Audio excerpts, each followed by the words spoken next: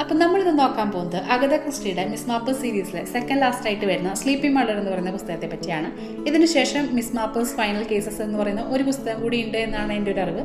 പക്ഷെ ഞാൻ ഇതുവരെയും ആ ഒരു പുസ്തകം വായിച്ചിട്ടില്ല.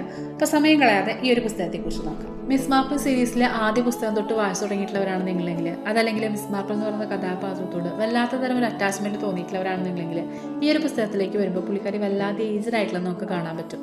കൂടാതെ അഗാഥ ക്രിസ്റ്റി അത് വളരെ മനോഹരമായിട്ട് പോർട്രേറ്റ് ചെയ്തിട്ടുണ്ട്. ഈ ഒരു പുസ്തകത്തിൽ മിസ് മാർപ്പിളിനെ കൂടാതെ നമുക്ക് മറ്റൊരു നായക കൂടിയുണ്ട്. ഗ്വെൻഡ റീഡ് എന്നാണ് പുള്ളിക്കാരിയുടെ പേര്.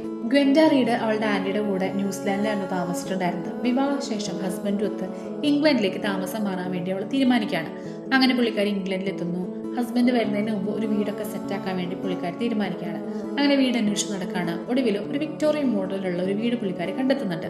ആ ഒരു വീട് കണ്ടപ്പോൾ തൊട്ട് വല്ലാത്ത തരം ഒരു അറ്റാച്ച്മെന്റ് ആ ഒരു വീടിനോട് പുള്ളിക്കാരിക്ക് തോന്നാണ്. അങ്ങനെ ഒരു വീട് വാങ്ങുന്നു, താമസം ആരംഭിക്കുകയാണ്. ഇവിടുന്നാണ് യഥാർത്ഥ കഥകൾ ഇനി ആരംഭിക്കുന്നത്.